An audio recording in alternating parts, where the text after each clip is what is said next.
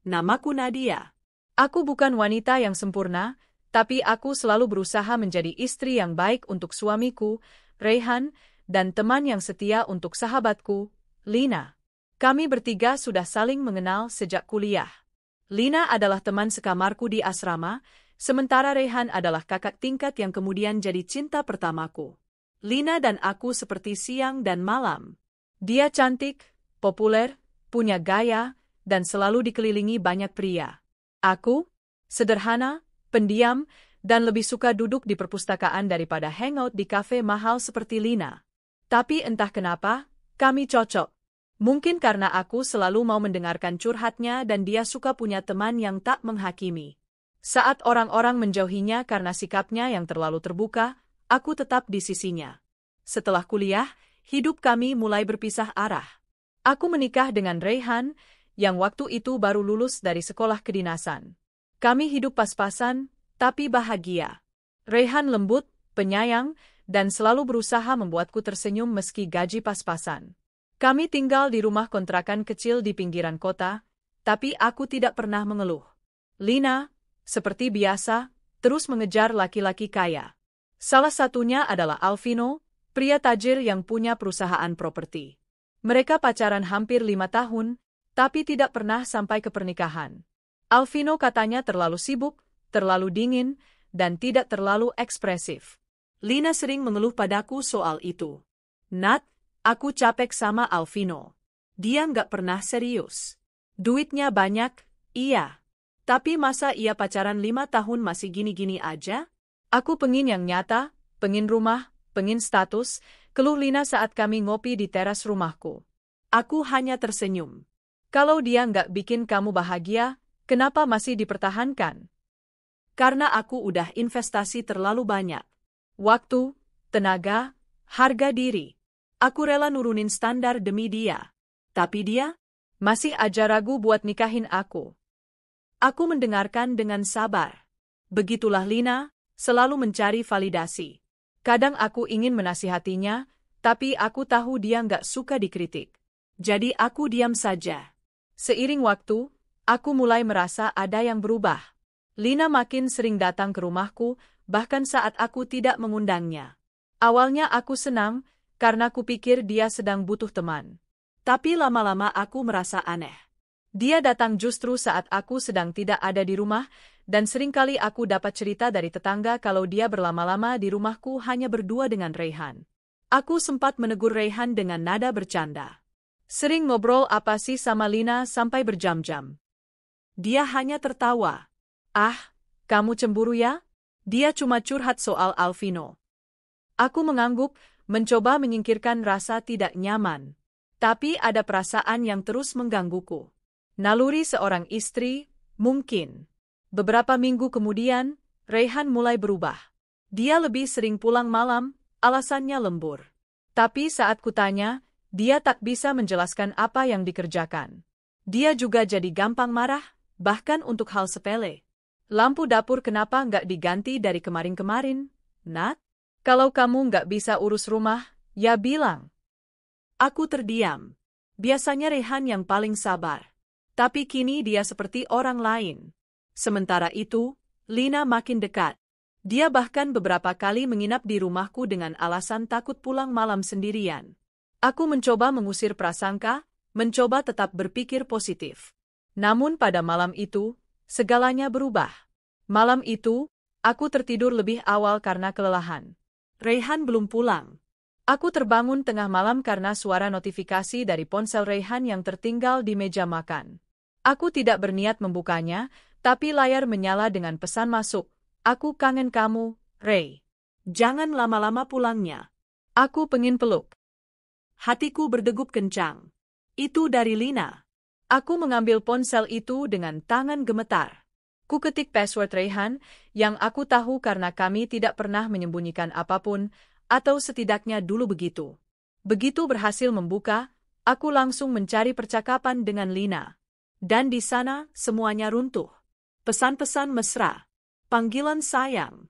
Bahkan foto Lina mengenakan pakaian tidurku, berpose genit di depan cermin kamar mandi rumahku. Hatiku seperti ditikam ribuan pisau. Air mataku menetes satu persatu. Aku tidak bisa percaya. Sahabatku sendiri. Suamiku sendiri. Di belakangku. Di rumahku. Malam itu aku tidak bisa tidur. Aku hanya duduk di ruang tamu, memeluk lutut sambil menangis tanpa suara. Keesokan harinya, aku tak berkata apa-apa. Aku memasak seperti biasa. Saat Rehan pulang, aku menyambutnya dengan senyum palsu. Saat Lina datang sore harinya, aku menjerang air dan membuatkan teh seperti biasa. Tapi di dalam hatiku, badai sudah menggulung hebat. Aku ingin marah. Ingin menampar Lina. Ingin menghajar Rehan. Tapi aku tahu, jika aku meledak sekarang, aku akan hancur. Aku harus mengatur strategi. Aku tidak mau jadi wanita yang ditinggalkan dalam keadaan lemah. Aku akan bangkit dengan kepala tegak. Beberapa hari setelah itu, Rehan akhirnya jujur. Tapi bukan karena penyesalan. Dia mengaku karena Lina sudah tidak tahan merahasiakan hubungan mereka. Aku minta maaf, Nat. Tapi aku dan Lina saling cinta. Aku pikir hubungan kita udah nggak bisa dipertahankan lagi. Aku menatap wajahnya yang pernah begitu kucintai. Jadi kamu ninggalin aku demi dia. Maafkan aku. Tapi kamu tahu sendiri, aku dan kamu sudah nggak cocok. Kamu terlalu pasrah sama hidup. Lina bisa bikin aku semangat lagi. Dia ambisius, dia punya tujuan. Kamu ya cuma ibu rumah tangga. Kalimat itu menamparku lebih keras dari apapun. Aku tidak membalasnya. Aku hanya berdiri, masuk kamar, dan mulai mengepak bajuku. Bukan karena aku kalah, tapi karena aku tahu, aku pantas mendapatkan yang lebih baik. Beberapa minggu setelah perceraian kami, aku menerima pesan dari seseorang yang tak pernah kuduga, Alvino. Aku dengar apa yang terjadi. Aku tahu kamu pasti sakit. Kalau kamu butuh teman bicara, aku ada. Aku menatap layar ponsel, tak tahu harus tertawa atau menangis. Dulu Lina selalu membanggakan Alvino, lalu mencampakkannya demi Rehan. Dan kini, pria itu mengulurkan tangan, bukan untuk balas dendam, tapi untuk menghibur. Aku membalas pesan itu. Dan mungkin, sejak saat itu, hidupku mulai membuka lembar baru. Aku tak pernah menyangka, dari semua orang yang menyodorkan tangan saat aku terjatuh, justru Alvino lah yang muncul. Lelaki yang selama ini hanya ku kenal dari cerita-cerita keluhan Lina. Lelaki yang katanya dingin, kaku, dan tak pernah memberi kejutan. Tapi justru lewat pesannya yang sederhana, ia membuatku merasa dilihat. Kalau kamu butuh teman bicara, aku ada. Hanya itu, tapi cukup untuk membuat hatiku luluh. Awalnya aku ragu. Bertemu Alvino, mantan pacar sahabatku yang kini menjadi perebut suamiku? Dunia memang selucu itu. Tapi hatiku sudah terlalu remuk untuk memikirkan gengsi. Aku butuh seseorang yang bisa mendengarkan, bukan menghakimi. Dan sejujurnya, aku juga penasaran, apa yang sebenarnya Alvino tahu? Apakah ia tahu Lina dan Rehan mengkhianati kami secara bersamaan? Aku membalas singkat. Kapan kamu bisa ketemu? Dan beberapa jam kemudian, kami duduk berhadapan di sebuah kedai kopi sederhana. Bukan restoran bintang 5 seperti bayanganku tentang lelaki sekelas Alvino. Dia datang mengenakan kemeja putih sederhana, celana chino, dan senyum yang ramah.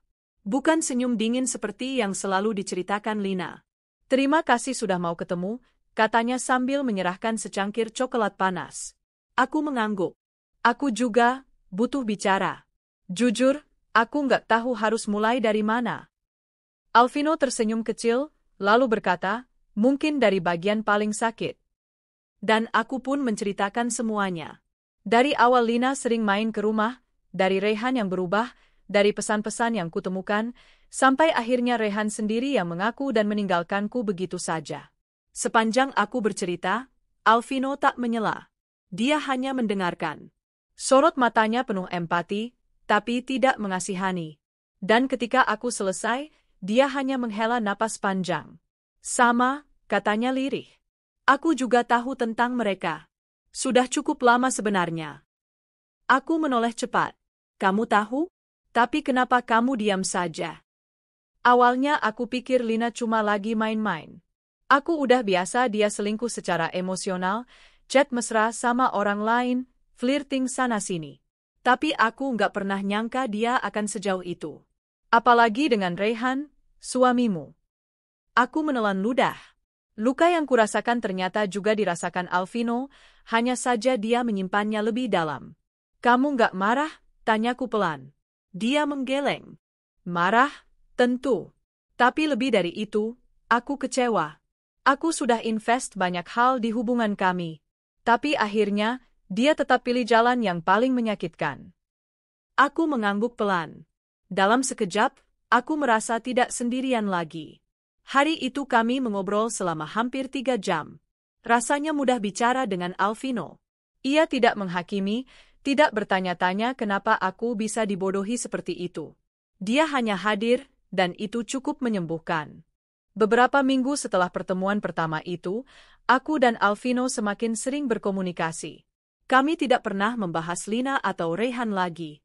Topik kami berganti, tentang buku, tentang tempat-tempat makan favorit, tentang mimpi-mimpi masa kecil. Perlahan, kami saling mengenal dari sisi yang tak pernah dilihat oleh orang lain. Dan disitulah aku sadar, ternyata Alvino bukan seperti yang Lina gambarkan. Katanya kamu dingin, ucapku suatu malam saat kami duduk di taman kota sambil makan martabak keju.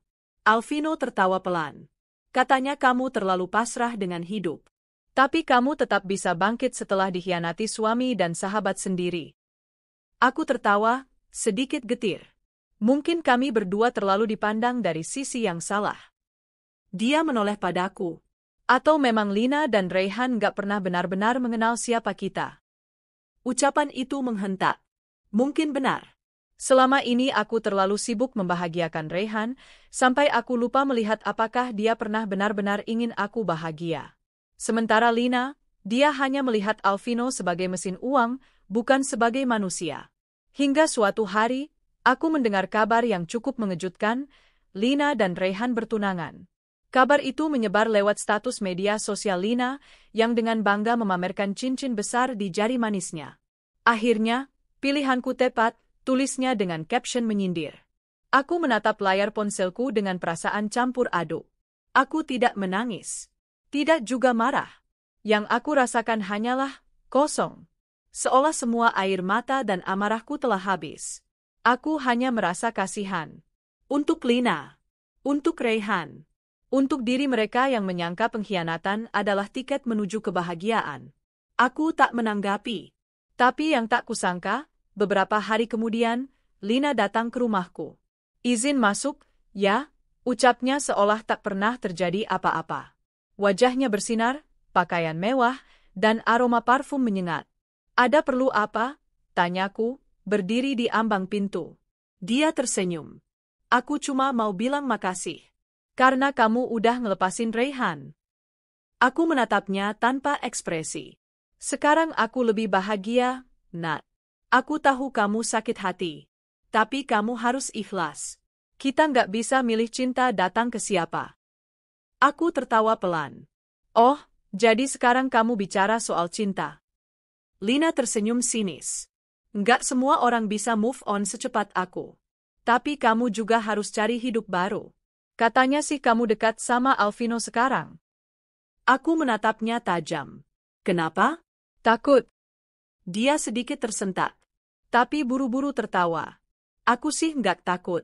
Cuma, hati-hati ya. Alvino itu manipulatif. Dia bukan pria yang tahu cara membahagiakan wanita. Aku hanya tersenyum. Lucu ya. Kamu bilang begitu setelah kamu duakan dia di belakang. Dan kamu pikir aku akan percaya? Wajah Lina berubah. Dia tidak menyangka aku bisa membalas.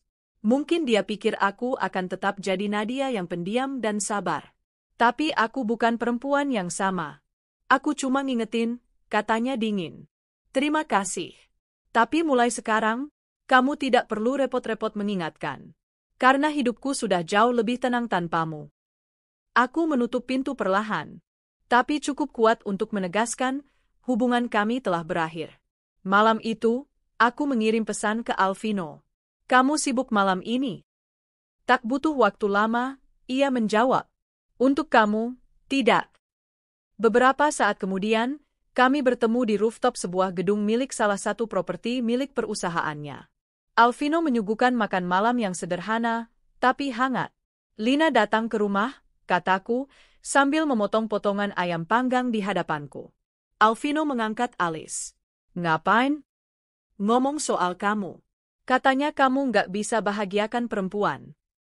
Dia tertawa kecil. Ya, itu opini sepihak dari perempuan yang tak pernah benar-benar mencintaiku. Aku mengangguk. Kamu tahu, dulu aku pikir kamu orang dingin. Tapi sekarang aku tahu, kamu cuma terlalu tulus untuk disalahpahami. Dia menatapku, lama.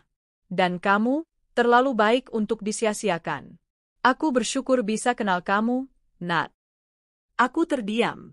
Hatiku hangat. Dan untuk pertama kalinya sejak Rehan mengkhianatiku, aku merasa pantas dicintai. Hari demi hari berlalu. Aku tak lagi menyimpan dendam, tapi juga tak memberi ruang pada mereka yang menyakitiku. Aku dan Alvino tak terburu-buru memberi label. Kami hanya saling ada.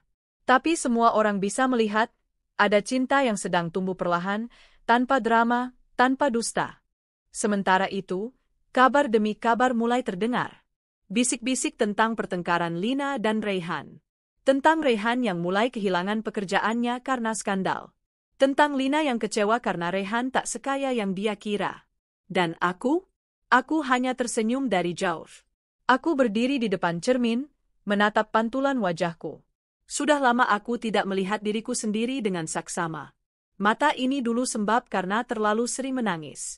Pipi ini pernah tirus karena lupa makan saat sakit hati melanda. Tapi sekarang, wajah itu tampak berbeda. Lebih segar, lebih tenang, lebih hidup. Mungkin karena aku sudah melepaskan beban yang tak layak kupikul. Mungkin karena aku tak lagi memohon cinta dari orang yang tak mencintaiku. Mungkin karena ada seseorang yang perlahan-lahan mengajarkanku bahwa aku layak bahagia, tanpa harus berkorban sendirian. Alvino, lelaki itu datang seperti angin sejuk di tengah padang gersang. Tak pernah memaksaku, tak pernah menjanjikan apa-apa. Tapi kehadirannya konsisten. Ia selalu ada. Dan di dunia yang dipenuhi ketidakpastian, kehadiran yang stabil seperti itu sangat berarti. Suatu hari, Alvino mengajakku makan siang di sebuah restoran bergaya semi-outdoor. Bukan tempat mewah, tapi suasananya hangat dan asri. Dari balik kaca, terlihat kolam ikan dan bunga-bunga yang sedang bermekaran. Aku duduk di seberangnya sambil menyeruput jus jambu. Bagaimana kabarmu hari ini? Tanyanya. Aku tersenyum. Baik. Lebih baik setiap harinya. Dia menatapku lama, lalu meletakkan sendoknya. Nadia, aku tahu luka kamu belum sembuh sepenuhnya. Aku juga masih belajar mengobati lukaku sendiri. Tapi aku ingin kamu tahu, aku senang bisa jalan berdampingan sama kamu. Aku terdiam. Ada haru yang menggelayuti hatiku. Aku juga merasa begitu, Vin. Kamu bikin aku ngerasa berharga, bukan beban. Dia meraih tanganku perlahan. Hangat dan lembut. Aku nggak janji akan jadi pria sempurna, tapi aku janji nggak akan main-main sama perasaanmu. Aku menatap matanya. Tulus. Tak ada ambisi tersembunyi. Tak ada kepura-puraan. Dan hari itu, tanpa banyak kata, kami saling mengiyakan hati masing-masing. Sementara hidupku mulai disinari kembali, kabar tentang Rehan dan Lina mulai terdengar seperti kisah yang berbeda. Salah satu teman lama mengirim pesan padaku. Nat, tahu nggak? Rehan sekarang nganggur. Katanya perusahaan tempat dia kerja kena restrukturisasi. Sementara Lina mulai sering curhat di media sosial soal capek kerja terus. Lucu juga ya. Aku tidak membalas. Aku hanya menatap layar ponselku dengan perasaan aneh. Dulu, aku pikir aku akan bahagia melihat mereka sengsara. Tapi sekarang, rasanya hambar. Tidak ada lagi ruang dalam hatiku untuk membenci. Mereka sudah menjadi masa lalu. Aku tidak ingin mengikat diriku dengan dendam yang sia-sia. Tapi tak lama setelah itu, Rehan menghubungiku. Pesan WhatsApp-nya muncul. Nat, boleh ketemu? Aku cuma mau minta maaf. Aku menatap pesan itu lama. Dan setelah berpikir semalaman, aku mengiyakan. Kami bertemu di taman tempat dulu kami biasa piknik saat masih jadi pasangan baru. Ia datang dengan penampilan berantakan. Rambut acak-acakan, pakaian kusut, dan wajah penuh lelah. Aku nggak tahu harus mulai dari mana, katanya lirih. Dari minta maaf, mungkin, jawabku pelan. Raihan menunduk. Aku minta maaf, Nat. Aku udah bodoh. Aku kehilangan kamu karena keserakahan. Aku tidak mengatakan apa-apa. Aku hanya mendengarkan. Lina, dia bukan seperti yang aku kira.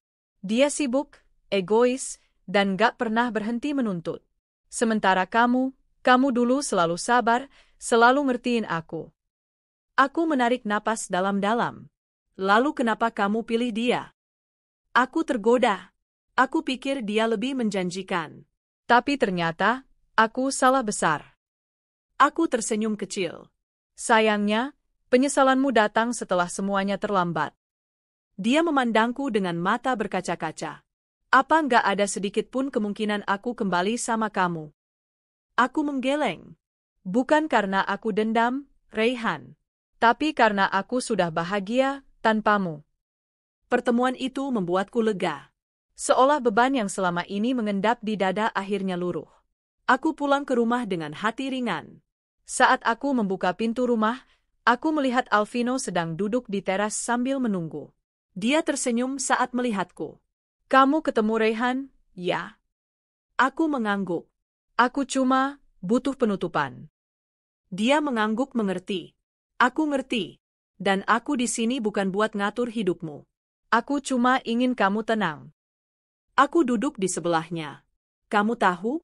Sejak aku ketemu kamu, aku belajar satu hal. Apa? Cinta yang tulus nggak butuh pengakuan besar. Nggak butuh drama. Cinta yang tulus cukup dengan hadir dan bertahan. Alvino menatapku dalam, lalu menggenggam tanganku erat. Beberapa hari kemudian, aku dan Alvino diundang ke acara pernikahan sahabatnya. Itu pertama kalinya kami tampil berdua di hadapan publik. Banyak mata menoleh, dan beberapa rekan bisnis Alvino tampak terkejut melihatku di sampingnya. Dan yang tak kusangka, di acara itulah aku kembali bertemu Lina. Dia datang bersama Raihan. Tapi penampilan mereka jauh dari kesan harmonis. Lina tampak gelisah dan tidak nyaman. Ketika matanya bertemu dengan mataku, dia seolah ingin menghindar. Tapi aku justru mendekat. Hai, Lina, sapaku dengan senyum tenang. Dia menatapku dengan canggung.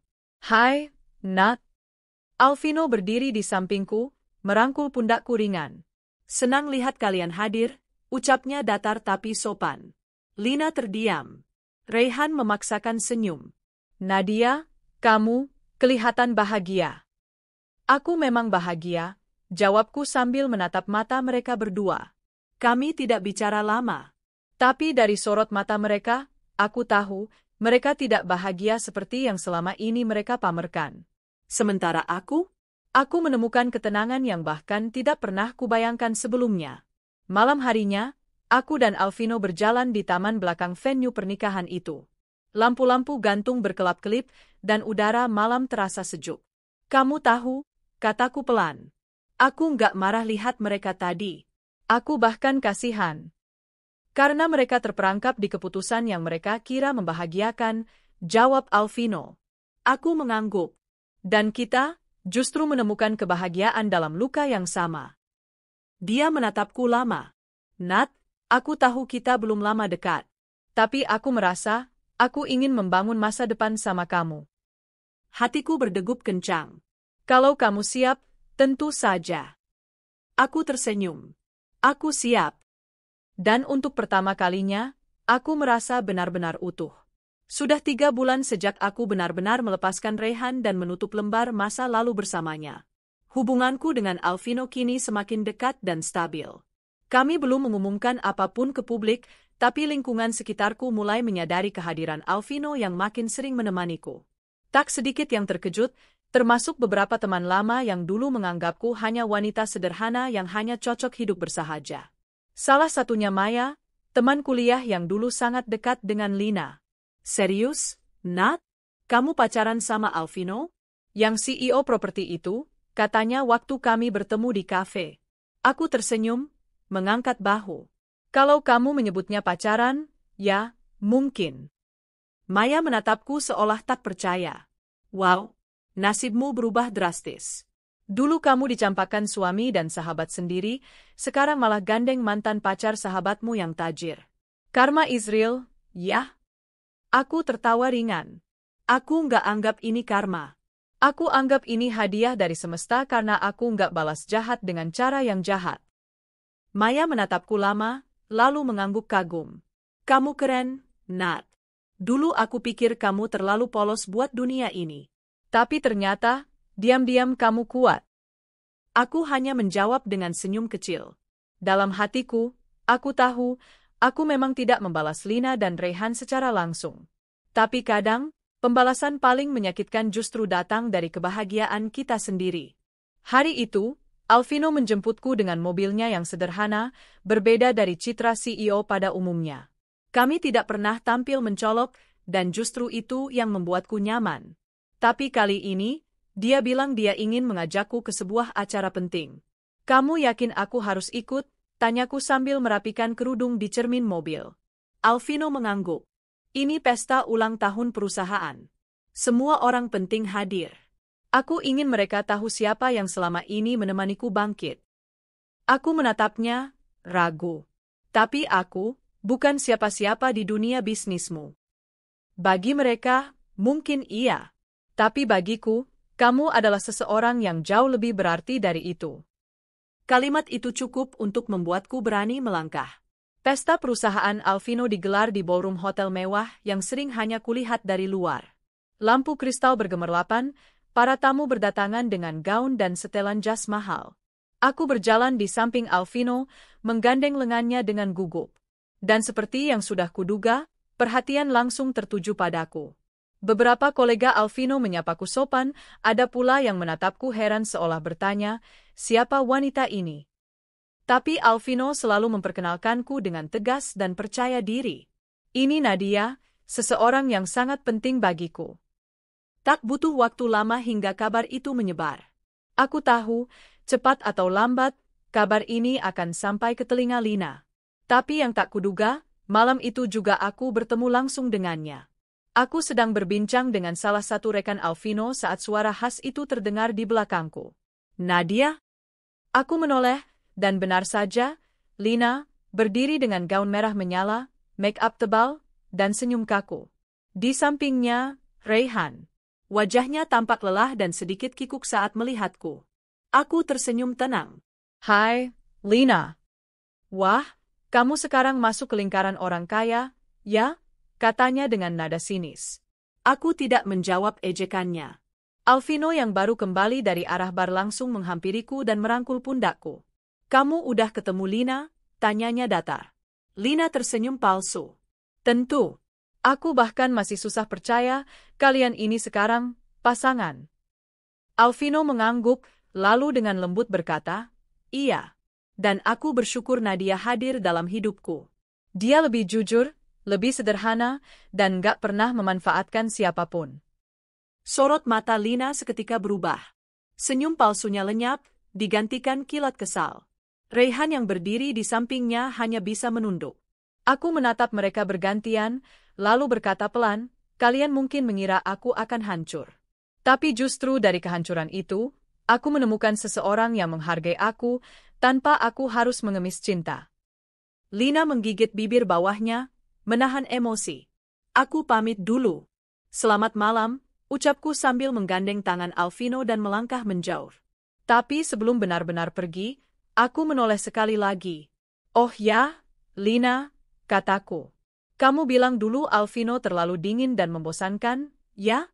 Sayang sekali, karena sebenarnya kamu hanya tidak cukup dalam untuk menyentuh hatinya. Wajah Lina memucat. Rehan tetap bungkam. Malam itu menjadi titik balik bagiku. Bukan hanya karena aku akhirnya menunjukkan pada mereka bahwa aku tidak kalah.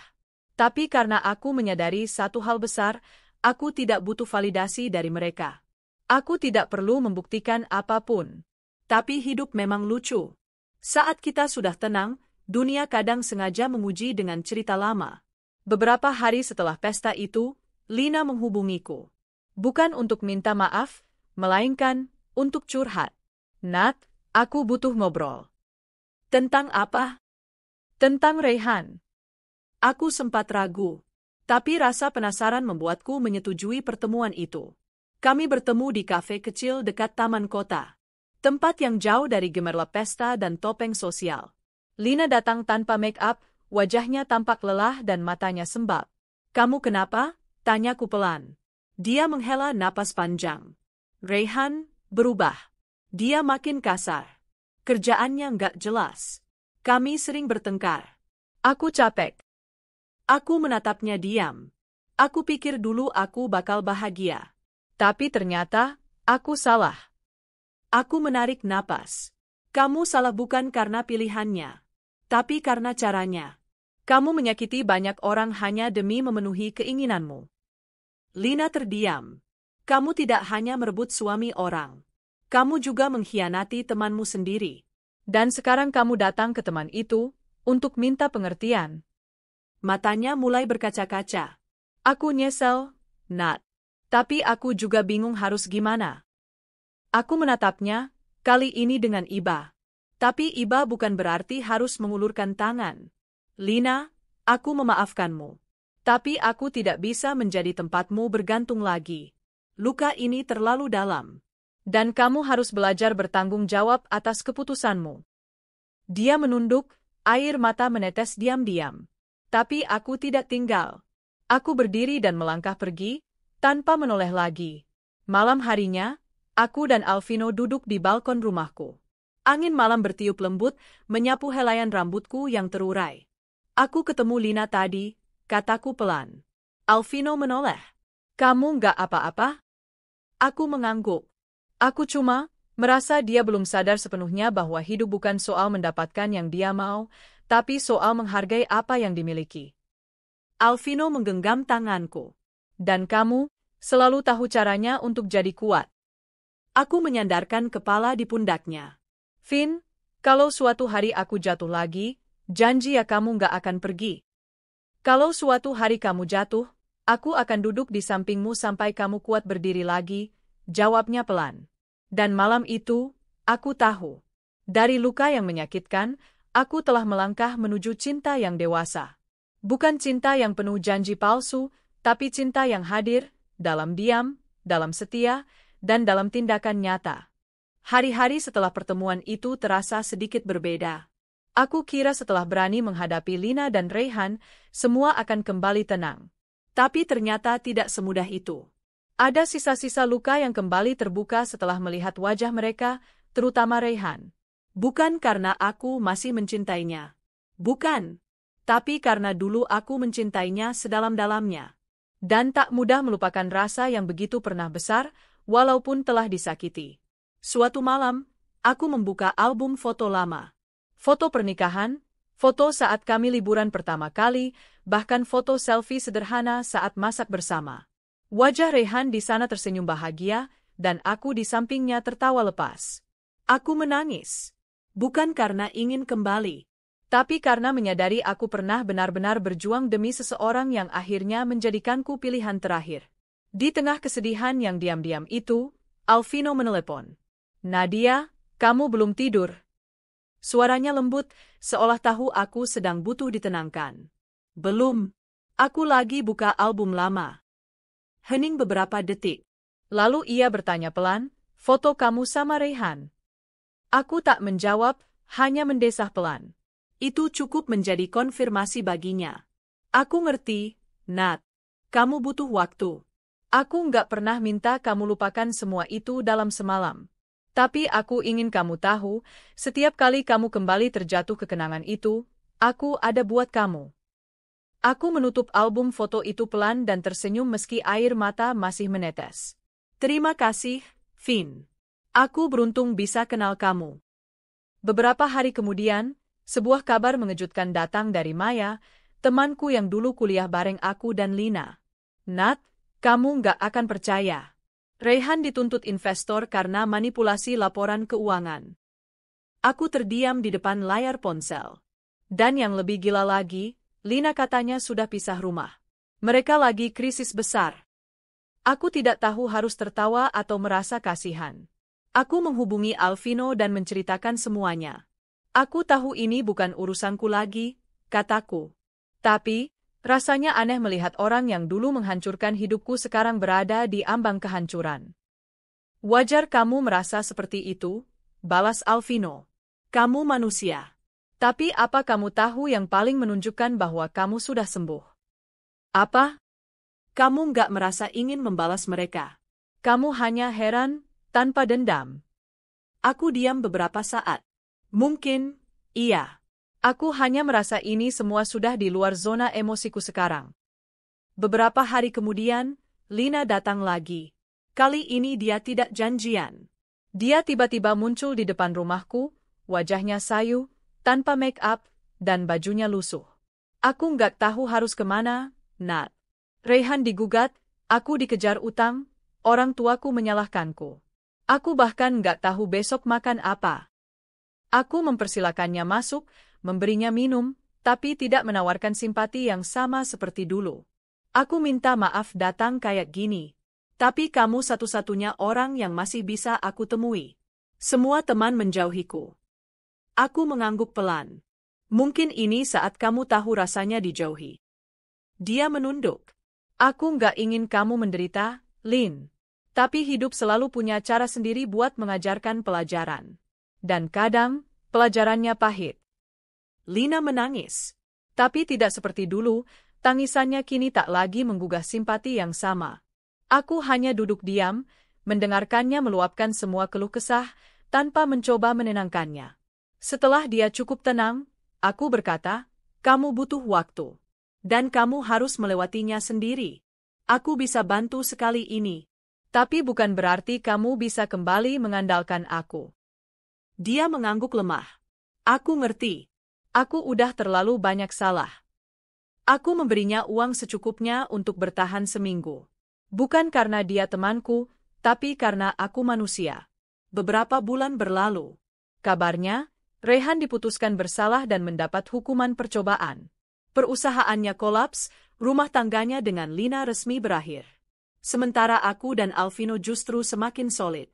Sampai akhirnya, di ulang tahunku yang ke-30, Alvino membawaku ke sebuah villa di puncak bukit.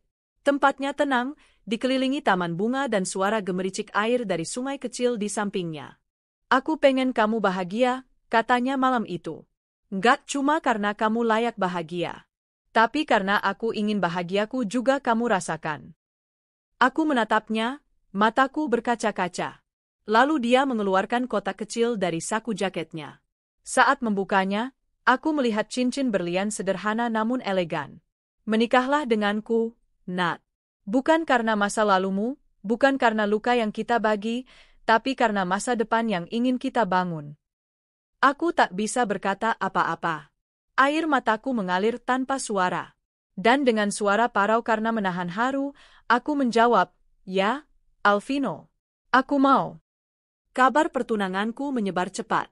Beberapa orang mengucapkan selamat, beberapa lainnya kaget, termasuk mereka yang dulu merendahkanku. Maya menghubungiku dan tertawa geli. Gila, Nat. Dulu kamu dicibir karena ditinggal suami. Sekarang malah jadi calon istri CEO. Aku hanya tertawa. Hidup itu lucu, ya? Lucu banget. Lina pasti gigit jari sekarang. Aku terdiam sejenak. Mungkin. Tapi aku nggak lagi hidup untuk membuat dia menyesal. Aku hidup untuk membuat diriku bahagia. Pernikahan kami sederhana tapi penuh kehangatan. Alvino memilih untuk tidak mengundang banyak tamu penting dari dunia bisnis, tapi lebih memilih orang-orang yang betul-betul mengenal perjalanan kami. Aku tidak mengundang Lina atau Raihan. Tapi aku tahu mereka tahu. Sebelum acara dimulai, aku duduk sebentar di ruang rias. Menatap pantulan diriku di cermin, gaun putih sederhana, make-up tipis, dan senyum yang tidak dibuat-buat. Dulu aku kira aku tak akan pernah tersenyum seperti ini lagi.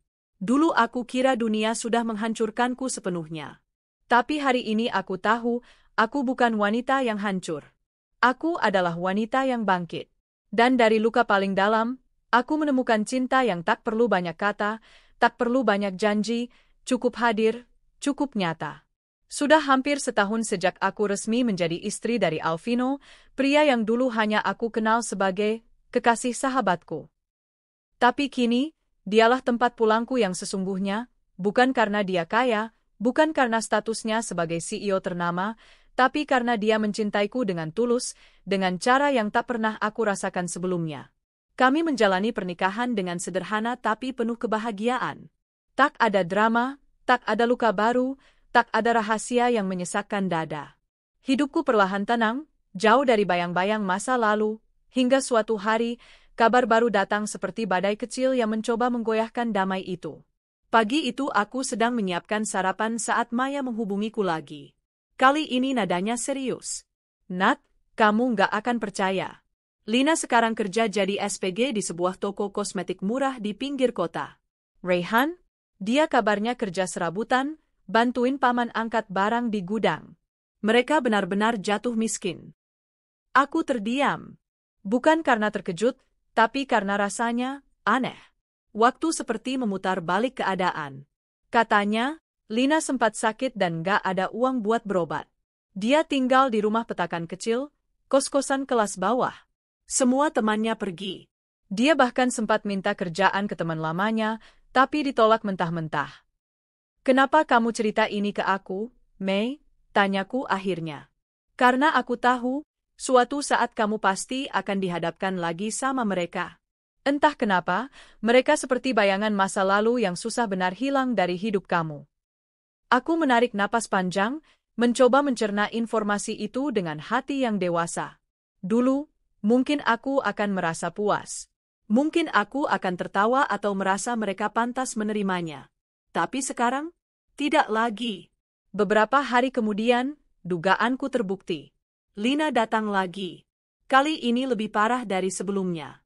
Tubuhnya kurus, wajahnya pucat, dan pakaian yang ia kenakan sudah jauh dari elegan. Dia berdiri di depan pintu rumahku sambil menangis, bahkan tidak sempat bicara sebelum lututnya lemas dan hampir jatuh. Aku menyambutnya, membantunya masuk, dan mempersilakannya duduk. "Maaf. Aku tahu aku nggak pantas datang lagi. Tapi aku nggak tahu harus kemana. Aku lapar, Nat." Aku menyiapkan makanan seadanya. Dia memakannya dengan lahap, seperti orang yang sudah lama tak merasakan makanan layak. "Rayhan di mana?" tanyaku hati-hati. "Dia pergi. Meninggalkan aku setelah semua ini hancur. Katanya, aku penyebab dia kehilangan segalanya." Aku mendesah. "Padahal dulu kamu yang mengorbankan segalanya demi dia." Dia menunduk. "Iya. Dan itu kesalahan paling besar dalam hidupku." Aku menatapnya dalam-dalam. Aku tidak melihat musuh di hadapanku, tapi seseorang yang hancur karena keputusan egois yang dulu ia banggakan. "Lina, aku sudah memaafkan kamu sejak lama. Tapi aku tidak bisa menyelamatkan kamu lagi. Aku hanya bisa memberi kamu saran, bukan pelampiasan atau tempat bersandar. Kamu harus bangkit sendiri. Seperti aku dulu." Dia menangis. Tapi kali ini aku tidak menyentuh pundaknya, tidak menenangkannya, tidak memberinya pelukan hangat. Aku hanya diam, karena aku tahu, luka itu bukan untuk aku obati lagi. Di sisi lain, hubunganku dengan Alvino semakin kuat. Ia bukan hanya suami, tapi juga sahabat, partner, dan orang pertama yang melihat luka-luka jiwaku dan tetap mencintaiku tanpa syarat. Suatu malam, kami duduk berdua di balkon rumah. Angin sejuk meniup rambutku yang mulai panjang kembali. "Lina datang lagi," kataku pelan. Alvino tidak kaget. Ia menoleh padaku dan berkata, "Kamu nolong dia. Kasih makan dan dengarkan ceritanya." Tapi aku nggak memberinya tempat di hidupku lagi. Dia mengangguk pelan. "Kamu kuat, Nat." Aku tersenyum pahit. "Enggak juga. Tapi aku belajar dari semua luka." Dia menggenggam tanganku, mengusap punggungnya dengan lembut. "Kalau kamu lemah, kamu nggak akan bisa duduk di sini malam ini dengan hati yang damai." Aku memandang wajahnya lama. Pria ini bukan hadiah, dia anugerah. Seseorang yang datang saat aku tak punya apa-apa, lalu membuatku percaya lagi bahwa cinta itu bisa tumbuh dari reruntuhan. 2 bulan kemudian, Aku dan Alvino menghadiri acara gala dinner sebuah yayasan sosial tempat kami menjadi donatur tetap. Di sana, kami bertemu banyak rekan bisnis, tokoh publik, dan beberapa wajah familiar. Tapi yang tak aku sangka, aku melihat Lina di sana, menjadi petugas kebersihan yang sedang bertugas malam itu. Kami bertatapan.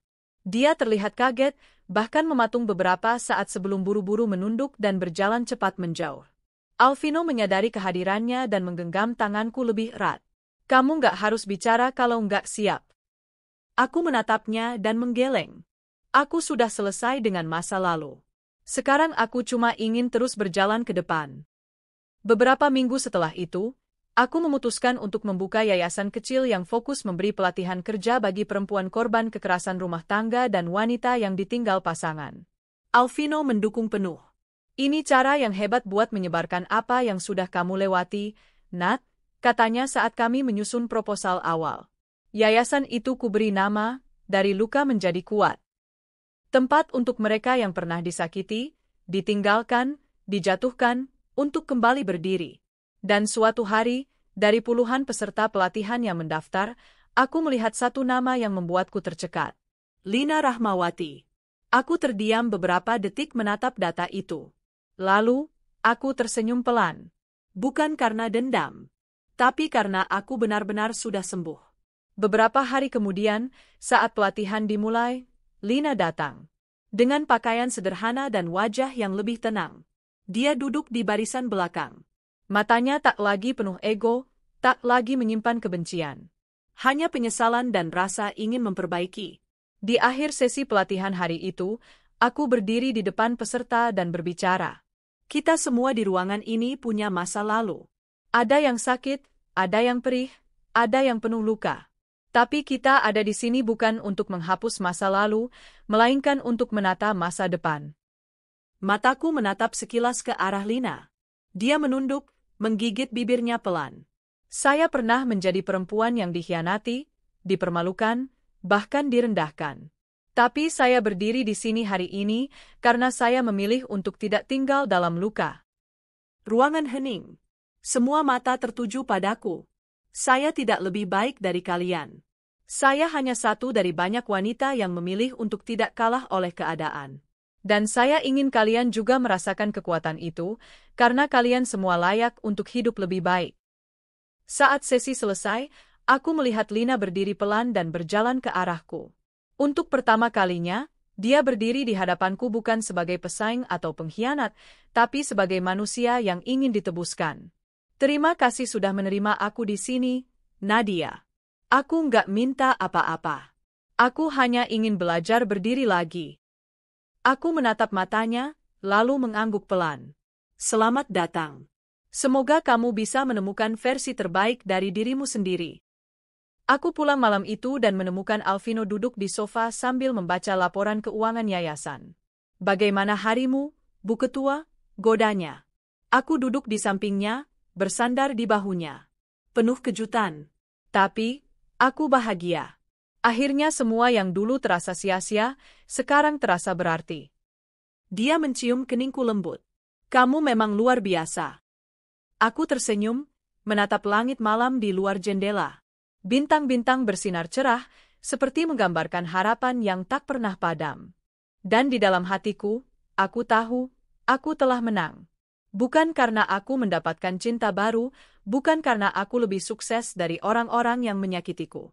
Tapi karena aku tidak lagi membiarkan mereka menguasai hatiku. Aku bebas. Setahun setelah pernikahan kami, aku dan Alvino hidup dengan tenang dan penuh kebahagiaan. Rasanya seperti mimpi, bagaimana seseorang yang pernah merasa hidupnya hancur karena pengkhianatan, akhirnya bisa berdiri tegak dengan senyum penuh syukur. Aku bekerja sebagai co-founder dari yayasan yang Alvino dirikan. Fokusnya adalah mendampingi perempuan-perempuan yang mengalami trauma akibat kekerasan dalam rumah tangga dan pengkhianatan. Aku merasa seperti kembali menemukan arah dalam hidupku. Luka-luka yang pernah kuterima kini kujadikan cahaya bagi orang lain. Suatu hari, saat sedang mempersiapkan seminar untuk program penyembuhan trauma perempuan, seseorang datang ke yayasan kami. Ia mengenakan pakaian sederhana, wajahnya tampak lelah dan kusam.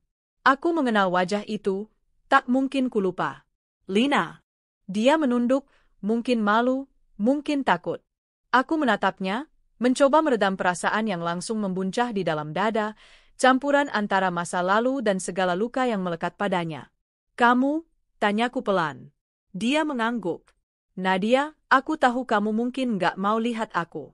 Tapi aku nggak tahu harus kemana lagi.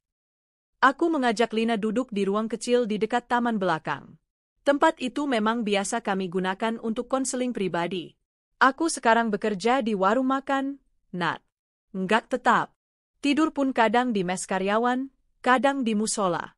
Raihan, dia ditahan karena kasus baru. Dan aku udah nggak punya siapa-siapa. Aku hanya mendengarkan. Tak ada niat sedikit pun untuk menghakimi. Tapi tak ada juga dorongan untuk merasa kasihan seperti dulu. Yang ada hanyalah pemahaman bahwa manusia memang bisa jatuh sangat dalam karena pilihan mereka sendiri. Aku nggak minta dikasihani. Aku cuma ingin minta maaf yang benar-benar dari hatiku. Aku tahu aku salah. Dan kamu nggak perlu maafin aku ngerti. Aku menatapnya. Aku udah memaafkanmu, Lin. Sudah lama. Tapi bukan untuk kamu. Untuk diriku sendiri. Karena kalau aku nggak memaafkanmu, aku masih akan terjebak di luka yang sama. Dia menangis. Tapi air matanya tak menggugah apa-apa dalam diriku. Karena kini aku telah berbeda. Aku telah tumbuh menjadi seseorang yang tak lagi menaruh dendam pada masa lalu. Aku ingin mulai hidup baru, katanya pelan. Apa aku bisa ikut program pemulihan di sini? Aku mengangguk. Bisa. Tapi kamu harus jujur, konsisten, dan siap menghadapi prosesnya. Lina menatapku, matanya berkaca-kaca. Terima kasih, kamu jauh lebih baik dari aku, Nat. Aku tersenyum. Aku hanya mencoba tidak menjadi seperti yang dulu menyakitiku. Malam itu, aku duduk di teras rumah bersama Alvino. Ia baru saja selesai membaca laporan keuangan yayasan, sementara aku menyesap teh hangat. Aku bertemu Lina tadi, kataku tiba-tiba. Alvino menoleh dengan tenang. Oh ya? Apa dia datang ke yayasan?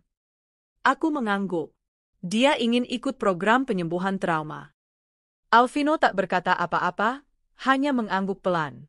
Aku bantu dia, Vin. Bukan karena aku masih peduli tapi karena aku tahu, jika aku di posisi dia, aku juga ingin seseorang memberiku kesempatan kedua. Alvino meraih tanganku, menggenggamnya erat. Itulah yang membuatku jatuh cinta padamu, Nat. Kamu kuat, tapi juga penuh belas kasih. Aku menatap langit malam. Ada satu bintang yang bersinar paling terang. Aku tidak tahu apakah itu lambang harapanku dulu, atau cermin dari hidupku kini, tapi yang jelas, aku tahu Tuhan tidak pernah tidur. Beberapa bulan berlalu. Lina aktif mengikuti semua sesi. Ia mulai berubah. Lebih tenang, lebih menghargai orang lain, dan pelan-pelan membangun kembali kepercayaan dirinya.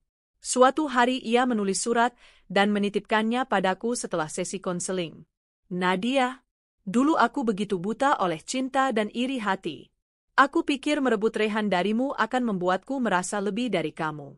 Tapi nyatanya, aku justru kehilangan diriku sendiri.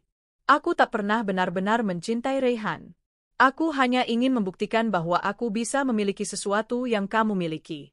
Kini aku sadar, kamu bukan hanya lebih kuat dariku, tapi juga lebih berharga.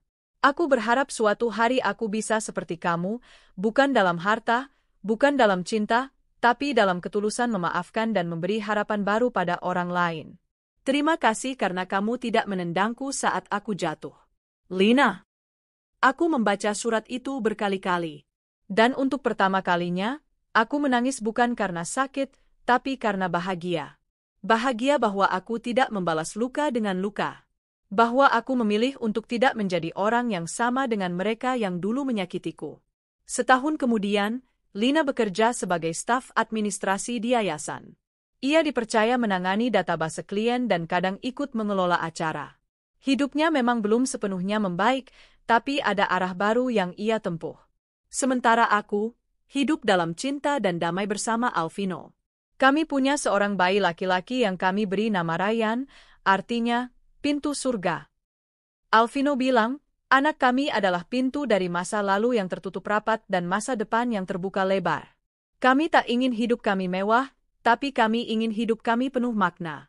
Itu sebabnya, meski Alvino bisa saja hidup bergelimang kemewahan, kami memilih tinggal di rumah sederhana di pinggiran kota, dekat dengan pusat kegiatan yayasan.